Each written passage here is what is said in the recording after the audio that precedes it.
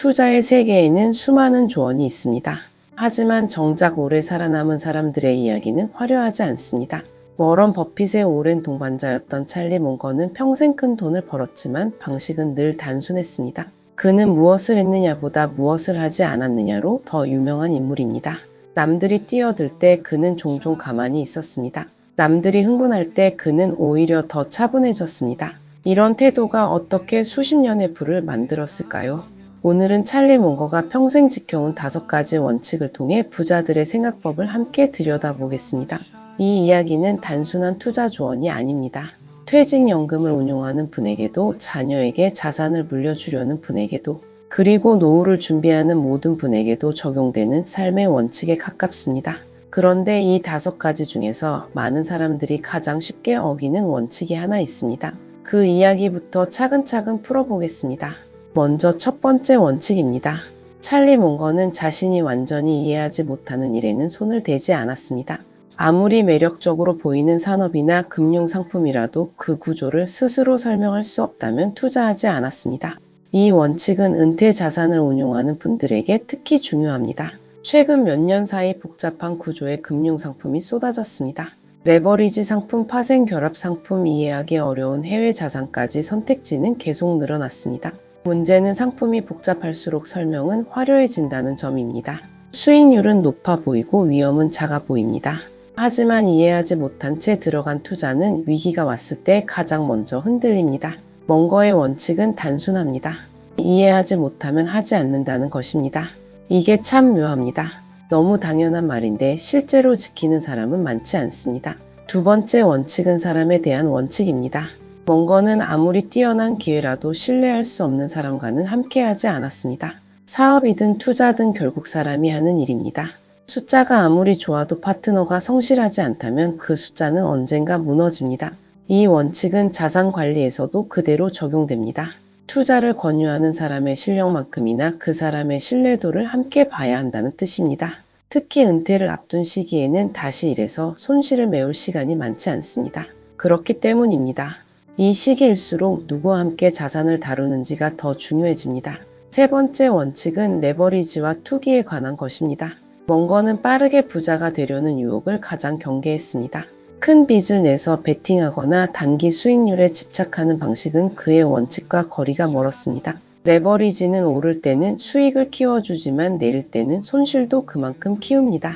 시장이 급락하는 국면에서 레버리지 상품이 강제로 청산되는 사례를 종종 보셨을 겁니다. 몽거는 이런 구조 자체를 만들지 않는 것을 원칙으로 삼았습니다. 빨리 벌려는 마음이 오히려 가장 큰 위험을 부른다는 것입니다. 네 번째 원칙은 실수에 대한 태도입니다.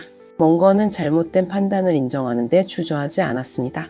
많은 사람들이 손실을 인정하기 싫어서 잘못된 투자를 붙들고 있습니다. 본전을 찾겠다는 마음이 오히려 더 큰 손실로 이어지는 경우가 적지 않습니다. 몽거는 틀렸다는 것을 확인하면 빠르게 방향을 바꿨습니다. 같은 실수를 반복하지 않는 것이야말로 장기적으로 자산을 지키는 가장 확실한 방법이라는 것입니다. 지금까지의 핵심을 한 문장으로 정리하면 이렇습니다. 이해하지 못하는 일, 신뢰할 수 없는 사람, 과도한 레버리지, 반복되는 실수, 이 4가지를 피하는 것만으로도 자산은 훨씬 단단해질 수 있습니다. 그런데 여기서 헷갈린 분들 많으실 겁니다. 그렇다면 5번째 원칙은 무엇일까요? 사실 많은 사람들이 가장 자주 부딪히면서도 가장 쉽게 지나치는 원칙이 하나 남아 있습니다. 여기서 한 가지 상황을 떠올려 보겠습니다. 은퇴를 앞둔 50대 직장인이 있습니다. 동료들이 특정 종목이나 새로운 투자 방식으로 큰 수익을 냈다는 이야기를 듣습니다. 처음에는 무시합니다. 하지만 비슷한 이야기가 계속 들리면 마음이 흔들리기 시작합니다. 결국 자신의 원래 계획과 다른 선택을 하게 됩니다. 이런 경험 한 번쯤 있으실 겁니다. 문제는 이게 아닙니다. 많은 사람들이 정보가 부족해서 실패한다고 생각하지만 실제로는 유행을 따라가다가 무너지는 경우가 훨씬 많습니다. 찰리 몽거가 강조한 5번째 원칙이 바로 이것입니다. 일시적인 유행이나 단기적인 시각을 좇지 않는다는 원칙입니다. 몽거는 남들이 다 아는 투자라는 이유만으로 뛰어드는 것을 가장 경계했습니다. 시장에는 늘 그때그때의 유행이 있습니다. 몇 년 전에는 특정 산업이 몇 년 후에는 또 다른 산업이 화제의 중심이 됩니다. 문제는 유행이 몰릴 때일수록 가격에는 이미 많은 기대가 반영되어 있다는 점입니다. 남들과 같은 시점에 들어가면 남들과 같은 위험을 함께 떠안게 됩니다. 멍거는 장기적으로 탄탄한 가치를 만드는 것에 집중했습니다. 당장의 화제성보다 시간이 지나도 흔들리지 않는 구조를 더 중요하게 봤습니다. 개별 사건이 아니라 더 큰 흐름입니다. 이 원칙이 특히 중요한 이유가 있습니다.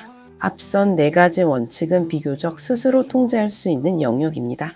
이해하려는 노력, 신뢰할 사람을 고르는 판단, 무리한 레버리지를 피하는 절제, 실수를 인정하는 용기 모두 개인의 의지로 가능한 부분입니다. 하지만 유행을 따라가고 싶은 마음은 다릅니다. 이것은 주변 사람들과 사회 전체의 분위기가 함께 만드는 압력이기 때문입니다.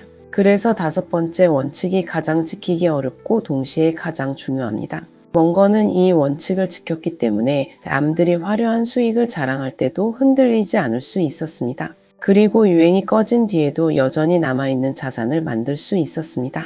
지금까지의 핵심을 한 문장으로 정리하면 이렇습니다. 부자들이 지킨 것은 특별한 정보가 아니라 유행에 휩쓸리지 않는 태도였다는 것입니다. 그렇다면 이 5가지 원칙을 지금 우리 삶에는 어떻게 적용할 수 있을까요? 찰리 몽거의 5가지 원칙을 다시 정리해보면 특별한 기술이 아닙니다.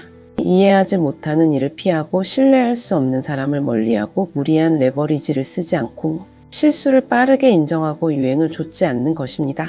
말로는 쉽지만 실제로 지키기는 결코 쉽지 않습니다.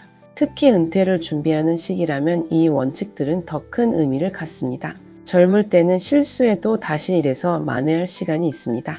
하지만 은퇴를 앞둔 시기에는 잘못된 선택 하나가 노후 전체에 영향을 줄 수 있습니다.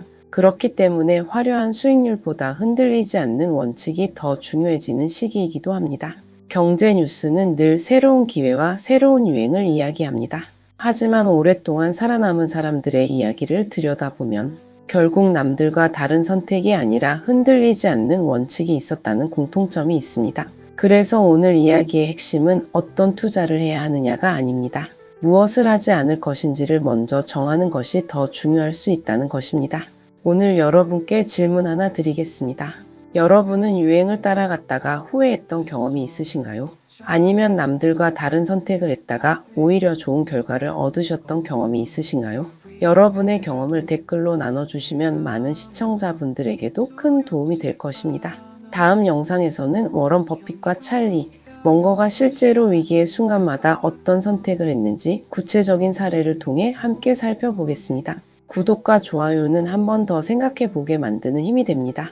오늘도 행복한 하루 되세요. 감사합니다.